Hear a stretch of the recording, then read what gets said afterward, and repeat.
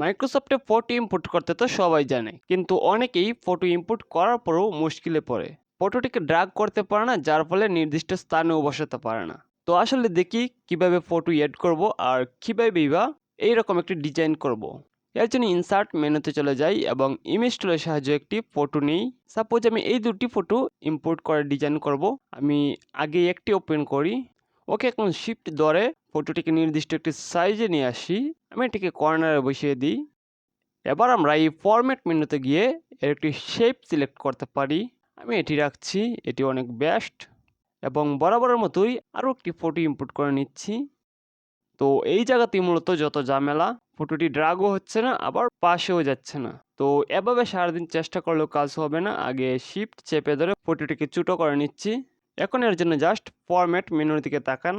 এখানে কিছু photo position পেয়ে যাবেন। যে সাইডে নিতে চাইবেন ঠিক সেই সাইডই সিলেক্ট করতে হবে। আমি বাম সাইডে উপরে রাখতে চাচ্ছি, তাই আমি এটি সিলেক্ট করলাম এবং ছোটো করে ফটোটির সমান করে নিচ্ছি। এবার সেমভাবে পিকচার শেপে গিয়ে একই শেপ সিলেক্ট করে দিলাম। এই ফটোর পাশে নাম বসাবো কিভাবে? অনেকে আবার মেন পেজে লেখালেখি শুরু করে দেয়, যার ফলে নিজের মতো করে ডিজাইন করতে পারে না। তো আসলে এরকম কাজগুলো করার ক্ষেত্রে আমাদেরকে টেক্সট শেপ নিতে হবে। তো জাস্ট ইনসার্টে যান আবার এবং শেপ টুল হতে এই টেক্সট শেপটি নিয়ে নিন।